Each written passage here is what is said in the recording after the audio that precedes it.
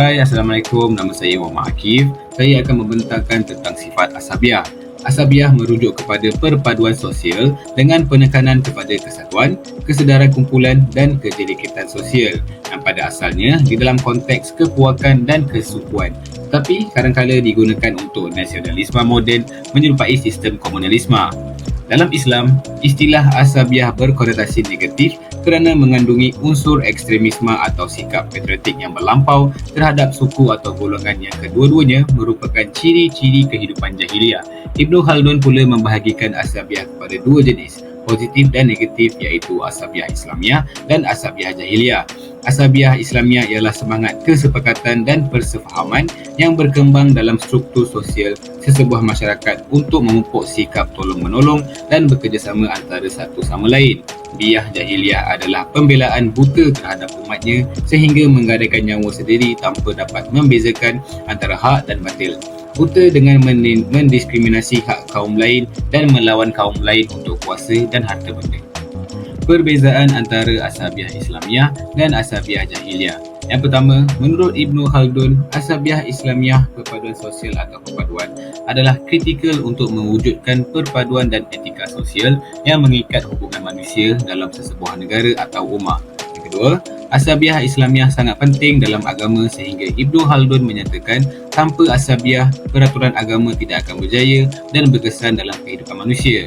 Yang ketiga, bentuk asabiah Islamiah yang terpuji disokong oleh hadis yang dinukilkannya dalam Al-Muqaddimah yang mengatakan Allah tidak mengutus seseorang Nabi melainkan dia berada di bawah naungan kekuatan umatnya. Yang keempat, bangsa yang terikat dengan asabiah jahiliah sering dibudayakan dengan nilai angkuh, tidak rasional, menolak nilai kebenaran dan keadilan semata-mata atas dorongan sentimen dan kepentingan kelompok. Yang terakhir, asabiah yang ditentang oleh syarak dan Nabi Muhammad SAW ialah asabiah yang dikaitkan dengan penindasan dan perbuatan kezaliman, bukan zat asabiah itu sendiri, serta keadaan manusia yang bersifat pemarah. Islam hanya melarang sebarang bentuk asabiah yang menindas kaum atau kaum yang lain. Sebagai contoh, kita masih melindungi individu daripada kewarganegaraan atau sesuatu kaum walaupun dia jelas melakukan kesalahan terhadap individu daripada kaum yang lain. Mereka membutakan mata mereka terhadap kebenaran semata-mata kerana mereka ingin menyokong individu dari kaum yang sama. Amalan dan sikap asabiah sebegini sememangnya salah. Kebenaran atau perkara yang betul mengatasi warna kulit dan bangsa seseorang.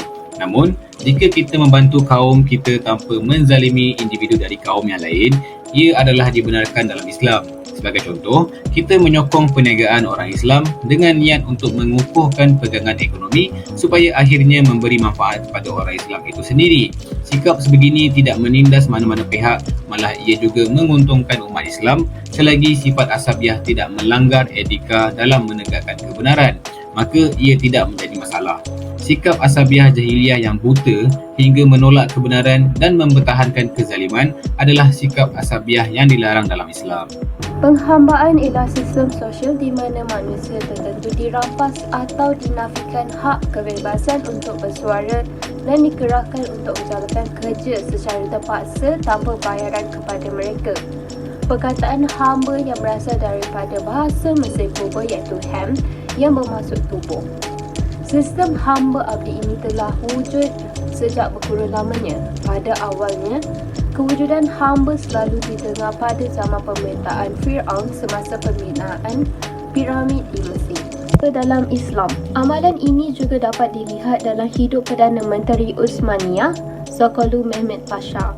Beliau hanyalah seorang hamba khalifah yang bernilai 80 juta dukat emas yang diambil dari kecil melalui sistem difjema yang menerima pendidikan janisari dan dilantik menjadi orang kanan istana. Salah satu contoh bahawa seorang hamba masih boleh menerima banyak kebaikan dalam Islam. Mereka tidak ditindas, malah diberikan pendidikan dan keperluan untuk meneruskan kehidupan pada zaman itu. Sistem hamba pada zaman moden berkonsepkan pemerdagangan manusia dan penyeludupan manusia. Tanda-tanda yang boleh menunjukkan bahawa seseorang itu sedang diperdagangkan termasuk seseorang itu. Yang pertama, seseorang itu digetak, diancam atau dipaksa untuk bekerja. Kedua, terdedah kepada suasana keadaan kerja yang sangat teruk. Yang ketiga, tidak dibayar atau kelihatan seolah-olah sedang membayar balik hutang yang besar kepada majikannya atau pihak ketiga. Yang keempat, mempunyai pasport atau dokumen peribadinya yang lain dipegang oleh pihak ketiga dan mereka tidak dapat mengakses dokumen tersebut apabila dikehendaki. Menurut Kamus Dewan Bahasa, penindasan merupakan satu perbuatan kejam yang dibuat dengan sekehendak hati.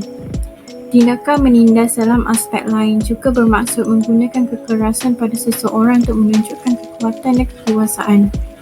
Penindas selalunya mengambil kebebasan mangsanya membuatkan mangsa penindasan berasa tertekan dan terhina kerana mereka tidak mampu melakukan apa yang mereka inginkan. Penindas boleh berupa orang yang terdekat, pemerintah, penunjuk perasaan dan lain-lain. Antara bentuk penindasan wanita pada zaman Arab Jahiliyah adalah seperti dianggap sebagai alat pemuas nafsu semata-mata, dilakukan sebagai barang dagangan, dipandang hina oleh suami kerana melahirkan bayi perempuan. Dalam perkahwinan, wanita dibelenggu di bawah nama milik suami seperti seorang hamba abdi. Wanita yang berkahwin akan disempitkan kebebasan mereka dan dijadikan objek yang boleh diwaris oleh keluarga atau ahli waris suami selepas kematian suaminya, supaya si isteri dapat menebus dirinya. Penindasan wanita tidak berlaku di Arab sahaja, tapi juga berlaku di peradaban kuno yang besar seperti China, India, Rom dan Yunani. Sebagai contohnya, pada zaman pemerintahan Confucius, seorang ayah memiliki kekuasaan yang mutlak terhadap keluarganya dan boleh bersifat tirani, bahkan mempunyai hak yang untuk menjual isteri dan anaknya. Dalam peradaban Cina dan Hindu, hidup seorang perempuan yang bersuami berakhir pada saat suaminya meninggal. Isteri harus dibakar hidup-hidup bersama mayat suaminya. Dalam peradaban Rom pula, wanita berada di bawah kekuasaan ayahnya dan akan berpindah ke suami selepas berkahwin. Kekuasaan yang dimaksudkan ialah kekuasaan dari segi menjual, mengusir, menganiaya dan membunuh. Kemunculan Islam yang dibawa oleh Nabi Muhammad SAW bertujuan untuk membebaskan wanita dari segala kekejaman dan memuliakan wanita. Islam telah memberi hak yang sama dengan kaum lelaki kepada kaum wanita. Masing-masing mempunyai hak serta kewajipan yang sama. Allah berfirman dalam Al-Imran ayat 195, maka Tuhan mereka memperkenankan doa mereka dengan firman-Nya, sesungguhnya aku tidak akan sia-siakan amal orang-orang yang beramal dari kalangan kamu, sama ada lelaki atau perempuan. Ayat berikut membuktikan bahawa Allah telah menganugerahkan kemampuan wanita sebagaimana Allah telah menganugerahkan kepada lelaki, iaitu kemampuan berfikir dan kecerdasan serta hati yang korban saling. Pada zaman kini, keadaan wanita jauh lebih baik daripada zaman jahiliah dulu. Bahkan wanita juga mempunyai hari istimewa, iaitu Hari Wanita Sedunia pada 8 Mac setiap tahun bagi tujuan untuk menghargai wanita. Walau bagaimanapun, seringkali isu berkaitan wanita muncul di media sosial dan dalam akhbar. Masalah seperti rogol, gangguan seksual, bunuh, keganasan rumah tangga, diskriminasi dan banyak lagi telah menjadi tajuk utama pada akhbar-akhbar tempatan. Wanita seharusnya dipeliharakan dan dihormati, tetapi masih terdapat segelintir umat yang masih jahil dengan agama. Justeru pendidikan agama adalah amat penting untuk membantras isu-isu tersebut kerana dengan didikan agama, manusia juga akan dididik dengan pelbagai moral dan nilai-nilai murni. Assalamualaikum, nama saya Nur Aimah dan saya akan membentangkan bahagian saya iaitu pembodohan akal dan penyembahan berhala dan tokoh serta kepercayaan yang di luar kewarasan kaum Arab sebelum kedatangannya Islam. Pembodohan itu bermaksud jahiliah di dalam bahasa Arab. Konsep ini ditujukan semasa di mana penduduk Mekah berada dalam ketidaktahuan sebelum kedatangan Islam. Perkataan jahiliah itu berasal dari kata kerja bahasa Arab sendiri yang berbunyi jahalah dengan membawa maksud bersikap tidak peduli. Tetapi di dalam syariat Islam pula bermaksud ketidaktahuan akan petunjuk ilahi. Sebelum lahirnya Nabi Muhammad SAW, untuk menyampaikan wahyu daripada Allah Subhanahu wa Ta'ala kepada umatnya. Bangsa Arab Quraisy memiliki pelbagai kepercayaan dan cara penyembahan Tuhan. Namun, sebahagian besar dari kaum ini menyembah berhala. Kepercayaan penyembahan dibawa oleh seorang bernama Amr bin Luhai. Nama-nama berhala yang dianggap Tuhan-Tuhan paling tertinggi dalam penyembahan kaum jahiliah adalah Latta, Hubal, Manat dan Uzza. Latar belakang keempat-keempat berhala ini hanyalah orang soleh yang hidup pada zaman Nabi Ibrahim alaihi salam.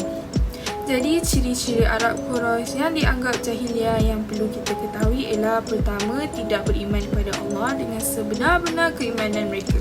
Mereka bertegas dengan sifat angkuh dan sombong mereka untuk berpaling daripada beriman kepada Allah. Ciri kedua ialah jahiliah ini mereka melaksanakan hukum dengan hanya mengikut hawa nafsu mereka sahaja.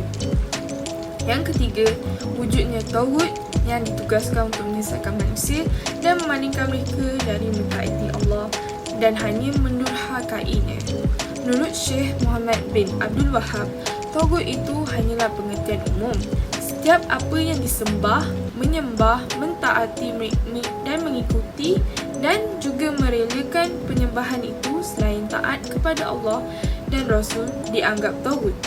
Menurut Umar bin Khattab, tauhid itu merupakan syaitan yang menyamar sebagai dukun-dukun bagi menyesatkan lagi kaum Arab Quraisy. Mereka juga yang memutuskan perkara dan mereka jugalah menguruskan dan memerintah urusan para manusia ketika itu. Jadi bahagian saya ingin menekankan lagi tentang ilmu pengetahuan dan ketaatan mereka kepada Allah dalam bentuk bagaimana Islam membentuk kebudayaan kaum Arab pada zaman kedatangan Islam, pada permulaan kedatangan Islam. Jadi, Allah telah menurunkan wahyu yang pertama di Gua Hira, iaitu surah Al-Alaq ayat 1 hingga 5. Wahyu itu diterima oleh Rasulullah SAW melalui malaikat Jibril. Wahyu ini mempunyai 3 sebab penting kenapa ia diturunkan oleh Allah Subhanahu wa Ta'ala. Pertama ialah Iqra, adalah istilah Arab bahawa Allah memerintahkan hamba-Nya untuk membaca. Kemudian kedua adalah bagaimana cara kita membaca supaya terus dan sentiasa menghayati Allah Subhanahu wa Ta'ala. Yang ketiga adalah Khalaq, yang berkontekskan sebagai kreatif. Allah memilih ayat memerintahkan makhluknya untuk membaca dan bukannya ayat yang berusaha ketuhanan untuk menyuruh mereka mentaatinya dulu sebagai wahyu utama, kerana wahyu dimaksudkan oleh Allah Subhanahu wa Ta'ala ialah sebelum pengikut Rasul, iaitu kaum Arab Quraisy mengetahui dulu apa itu ketuhanan. Belajarlah dahulu tentang alam semesta, apa yang ada di sekitar kaum manusia. Jadi perkembangan ini beransur kepada Islam mendirikan institut atau nama Arabnya madrasah untuk menyebarkan lagi dan mendalami lagi hukum dan wahyu Allah. Selepas Rasulullah melakukan dakwah baginda secara terbuka, baginda dan sebahagian pengikutnya berhijrah ke Madinah untuk menyebarkan lagi Islam di sana dan juga disebabkan kegagalan untuk seruan dakwah baginda di Taif. Kedatangan baginda ke Madinah amatlah disambut dengan baik. Di situ Rasulullah juga mendirikan Masjid Quba. Masjid ini disebut dalam Al-Quran sebagai masjid yang dibangunkan di atas dasar takwa. Di masjid ini Muslim mendirikan sembahyang untuk menunjukkan kesyukuran kepada Allah kerana membuka hati mereka terhadap ajaran Islam. Masjid juga bukan dijadikan tempat untuk solat saja. Sehingga zaman sekarang, masjid juga berfungsi sebagai tempat institusi atau pengajian agama Islam. Masjid Nabawi ialah masjid kedua tersuci di Madinah, dijadikan tempat Rasulullah menyampaikan dakwah.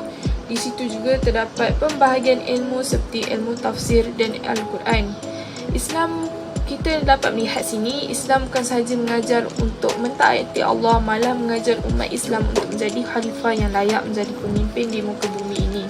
Maka terhapuslah sedikit demi sedikit ajaran sihir dan sesat yang dulunya dipraktikkan oleh kaum Arab musyrikin yang hanya merosakkan akal dan akidah mereka.